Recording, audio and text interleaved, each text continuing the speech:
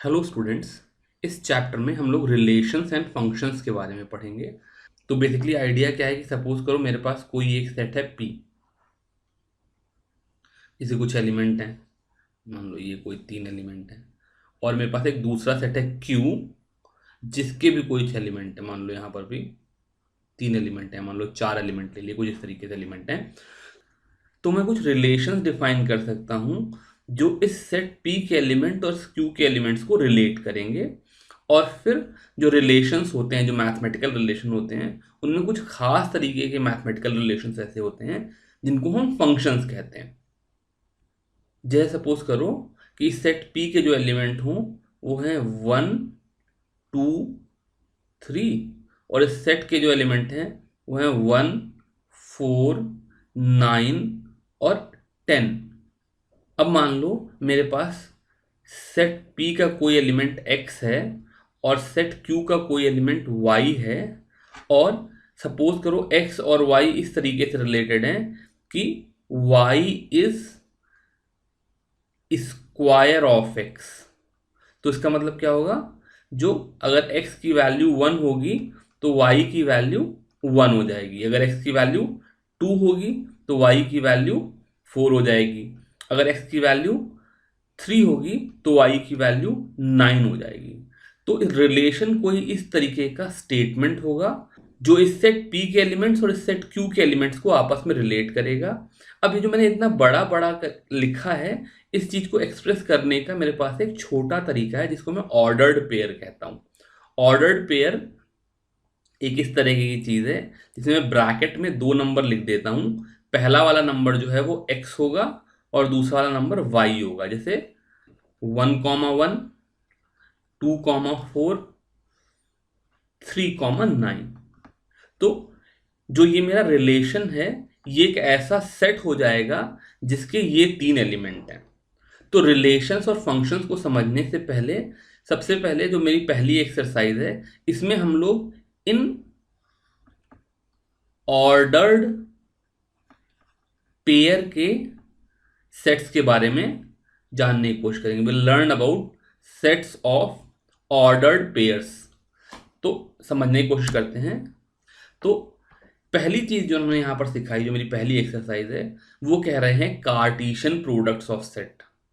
ये कहते हैं given two non empty sets P and Q, the Cartesian product P cross Q is set of all ordered pair of elements P and Q, that is P cross Q is equal to P comma Q such that P belongs to capital P and Q belongs to capital Q। इस चीज को एक example से समझाता हूं।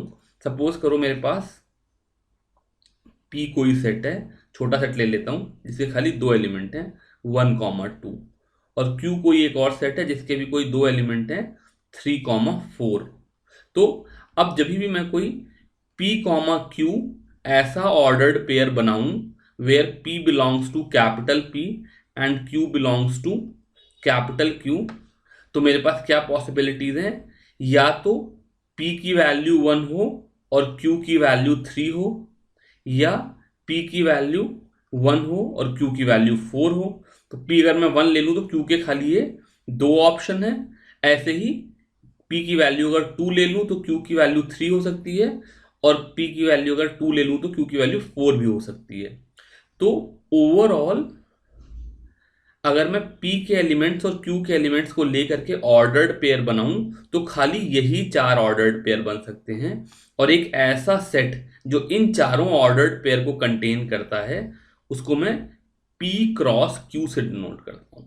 फिर से देखते हैं, P cross Q is set of all ordered pairs P Q such that small p belongs to capital P and small q belongs to capital Q। अब इस चीज के बारे में कुछ बेसिक प्रॉपर्टीज है जो समझ लेते हैं। पहली बात तो उन्होंने कहा कि 2 ordered pairs are equal if and only if corresponding elements are also equal. यानी कि अगर किसी ने कहा कि a comma b is equal to x comma y, तो ये तभी ट्रू होगा if a is equal to x and b is equal to y. अगर दोनों में से कोई भी एक एलिमेंट करस्पॉन्डिंग दूसरे एलिमेंट के इक्वल नहीं है तो फिर ऑर्डर्ड पेयर इक्वल नहीं माना जाएगा।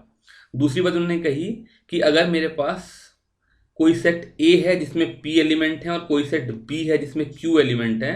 ये actually capital P capital Q ही लेना चाहिए था, बट एनसीईआरटी में उन्होंने कैपिटल ए कैपिटल बी ले लिया, तो हम लोग भी कैपिटल ए कैपिटल बी ले रहे हैं। तो किसी सेट ए में अगर सपोज करो पी एलिमेंट है और किसी सेट बी में क्यू एलिमेंट है, तो जो सेट ए क्रॉस बी बनेगा, यानी कि जो कार्टेशियन प्रोडक्ट ऑफ सेट होगा ए और बी का, उसमें पी क्रॉस क्यू एलिमेंट होंगे। तो ये मैंने जैसे इस एग्जाम्पल में देखा था कि यहाँ पे मेरे पास पी में 2 एलिमेंट थे, ए की जगह पर पी ले लूँ, और क्यू में भी 2 एलिमेंट थे, तो जो उनका कार्टेशियन प्रोडक्ट बना था पी क्रॉस क्यू, इसमें 2 इंटू 2 4 एलिमेंट हो गए थे, 1 2 3 4। तीसरी बात उन्होंने कही कि if A and B are non empty sets and either A or B is an infinite set then so is A cross B. तो ये तो पिछले वाले का ही रिपरकशन है कि पी या क्यू में से अगर कोई एक नंबर इनफाइनाइट हो जाएगा तो पी क्रॉस क्यू भी इनफाइनाइट हो जाएगा। फिर उन्होंने एक और ये बात कह दी जिसको बहुत ज़्यादा हम लोग इस एक्सरसाइज में यूज़ नहीं करेंगे, कि जैसे मैं पी क्रॉस क्यू जैसा एक ऑर्डर्ड पेयर बना रहा हूँ, वैसे ही हम लोग ऑर्डर्ड ट्रिपलेट भी बना सकते हैं, जहाँ पे 2 की बजाय 3 एलिमेंट हो जाएंगे। तो ए क्रॉस ए का मतलब हो गया एक ऐसा सेट जिसके element small a comma small b comma small c हैं, जहाँ पर ए बी सी तीनों कैपिटल ए को बिलोंग करते हैं। तो जैसा मेरे पास पेयर था वैसे ही यहाँ पर ट्रिपलेट हो गया। चलो अब एग्जाम्पल कर लेते हैं। तो जो पहला एग्जाम्पल ये कह रहे हैं कि एक ऑर्डर्ड पेयर है x+1 कॉमा y -2 और इसकी वैल्यू 3,1 है, मुझे x और y की वैल्यू बतानी है। तो जैसा मैंने पिछली प्रॉपर्टी में बताया था कि अगर 2 ऑर्डर्ड पेयर इक्वल हैं तो इसका मतलब x+1 की वैल्यू 3 होगी और y -2 की वैल्यू 1 होगी। यहाँ से x = 2 आ जाएगा और y = 3 आ जाएगा। फिर दूसरे एग्जाम्पल में कह रहे हैं मान लो P के 3 एलिमेंट हैं A B C और Q का एक ही एलिमेंट है R, तो मुझे P cross Q set construct करना है और Q cross P set construct करना है। तो जब मैं P क्रॉस Q लिखूंगा तो इसके एलिमेंट हो जाएंगे एक तो A कॉमा R, दूसरा B कॉमा R और तीसरा C कॉमा R। और जब मैं Q क्रॉस P लिखूंगा तो इसके एलिमेंट हो जाएंगे R कॉमा A, यहाँ से R लिया इधर से A लिया, या R कॉमा B या फिर R कॉमा C। फिर पूछ रहे हैं are these two products equal, तो ये ऑब्वियसली इक्वल नहीं है, बिकॉज मैं A कॉमा R को R कॉमा A के इक्वल नहीं लिख सकता हूँ, बिकॉज मैंने जो पीछे इक्वलिटी कंसेप्ट दिया था उसमें इक्वलिटी का मतलब है कि ये इसके इक्वल हो और ये इसके इक्वल हो, जो कि यहाँ पर नहीं है। अब इस एग्जाम्पल में इन्होंने एक सेट A ले लिया जिसके एलिमेंट 1 2 3 हैं, B में 3,4 है और C में 4 5 6 हैं। अब मुझसे कह रहे हैं A cross B intersection C निकालो। तो एक एक करके करता हूं।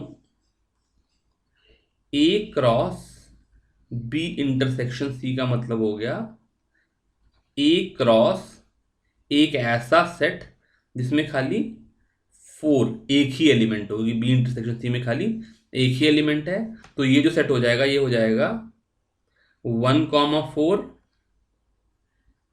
2,4 और 3,4।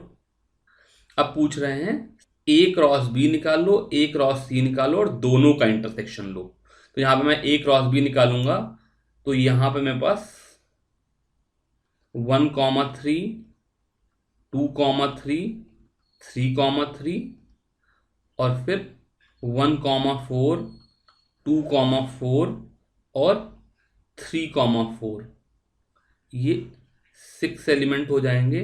ये मेरा सेट है A क्रॉस B। ऐसे ही अगर मैं A क्रॉस C लिखूंगा तो इसकी वैल्यू हो जाएगी A ये वाला सेट है, C ये वाला सेट है, तो यहां पर आ जाएगा 1,4 2,4 3,4 1,5 2,5 और 3,5 और फिर 1,6 2,6 और 3,6। तो बेसिकली प्रोसेस बहुत सिंपल है। यहाँ पर C का 4 लेकर के 1 2 3 तीनों A के ले लिए, फिर 5 लेकर के 1 2 3 ले लिए और फिर 6 लेकर के भी 1 2 3 ले लिए, तो ये 9 एलिमेंट आ गए। ये मेरा A क्रॉस C आ गया। अब जब मुझे इन दोनों का इंटरसेक्शन लेना है, A cross B intersection A cross C. तो इसकी वैल्यू जब मैं देखूंगा तो यहाँ पर ये 1,4, 2,4 और 3,4 यही ऐसे एलिमेंट हैं जो इन दोनों सेट में कॉमन है। तो इसकी वैल्यू वही 1,4, 2,4 और 3,4 आ जाएगी। एंड क्लियरली ये ए क्रॉस बी इंटरसेक्शन सी के ऊपर है।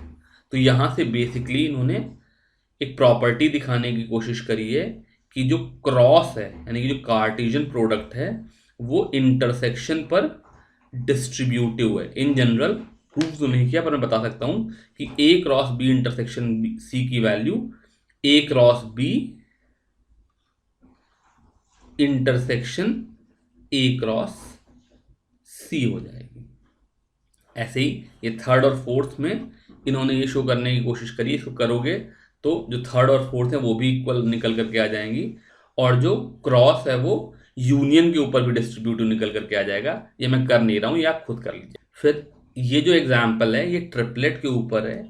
यहाँ पर P एक सेट दे दिया गया जिसकी दो एलिमेंट है 1,2। तो मुझे P क्रॉस P बताना है।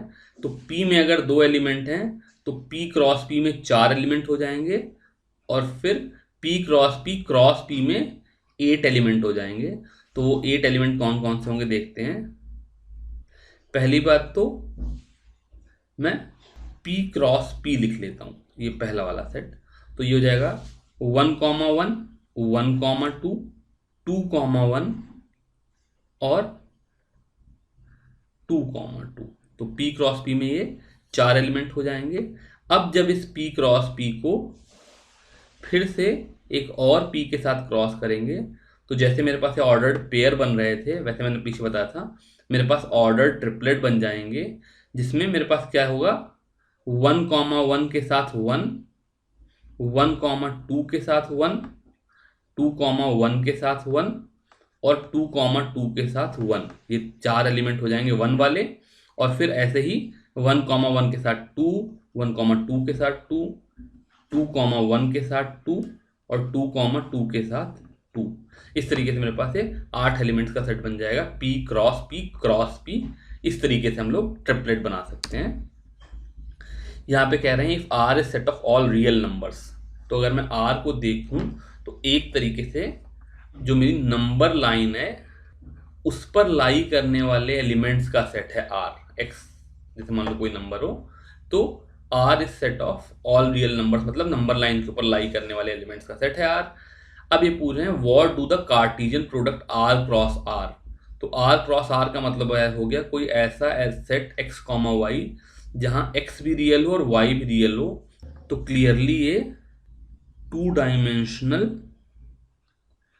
प्लेन हो गया x, y का जो पेयर है।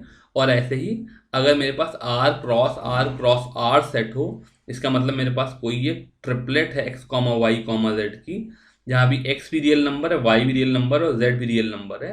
तो ये क्लियरली 3 डायमेंशनल स्पेस हो गया।